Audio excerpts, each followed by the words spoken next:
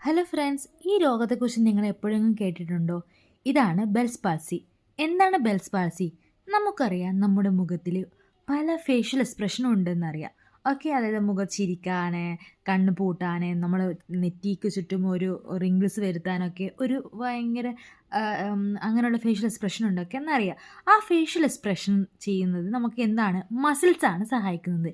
ഈ മസിൽസിനെ സപ്ലൈ ചെയ്യുന്നതാണ്, ഈ മസിൽസിന് ഒരു ഞരമ്പ് സപ്ലൈ ചെയ്യണമല്ലോ, ഇതാണ് ഫേഷ്യൽ നെർവ് എന്ന് തന്നെ പറയുന്നത്. ഈ ഫേഷ്യൽ നെർവ്, അതായത് ഏഴാമത്തെ ക്രാനിയൽ നെർവാണ് ഫേഷ്യൽ നെർവ്.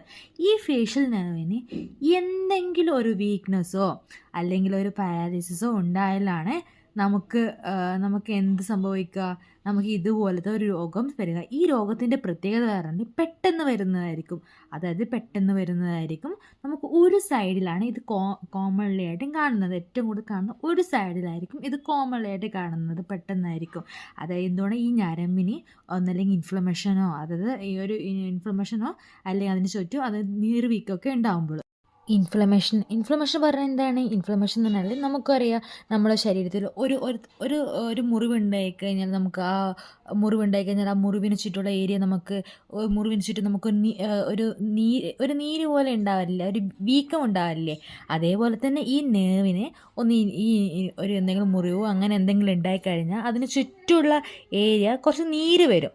അതായത് ഇൻഫ്ലമേഷൻ ഉണ്ടാവും, ഇടിമ. അതായത് ഈ ഞരമ്പ് പോകുന്നത് ഒരു ഫേഷ്യൽ കനാൽ വഴിയായിരിക്കും. ഈ ഫേഷ്യൽ കനാൽ വെച്ചിട്ട് ഈ ഞരമ്പിന് ഇൻഫ്ലമേഷൻ ഉണ്ടാവും. അതിൻ്റെ ഫലമായിട്ട് അത് ഇടിമ അത് വെച്ചിട്ട് ഒരു നീര് പോലെ ഉണ്ടാവും. അത് ആ ഫേഷ്യൽ കനാൽ വെച്ചിട്ട് കംപ്രസ് ആയി പോകുന്നുണ്ട്. അങ്ങനെ കംപ്രസ് ആയി പോയി കഴിഞ്ഞാൽ ഇപ്പോൾ അതിൻ്റെ ഫങ്ഷൻ ചെയ്യാൻ പറ്റുന്നില്ല. അപ്പോൾ ആണ് ഈ നമ്മൾ ഒരു മുഖത്തിൻ്റെ ഒരു സൈഡിലെ ഫങ്ഷൻ നമുക്ക് ചെയ്യാൻ പറ്റില്ല. അതിൻ്റെ പേഷ്യൻറ്റിനുള്ള ബാക്കി പേഷ്യൻ്റ് ഉണ്ടാകുന്ന ഇതുപോലെ തന്നെ പേഷ്യൻറ്റിന് കണ്ണടക്കാൻ ബുദ്ധിമുട്ടായിരിക്കും. അതേപോലെ തന്നെ പേഷ്യൻറ്റിന് അത് വായിൻ്റെ ചുണ്ട് നമുക്ക് താഴോട്ട് ഇറങ്ങി വന്നിട്ടുണ്ടാവും.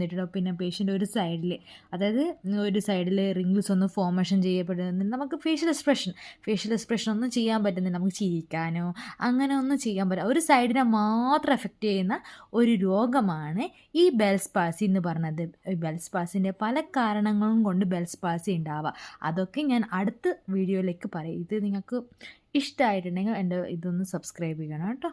ശരി എന്നാൽ.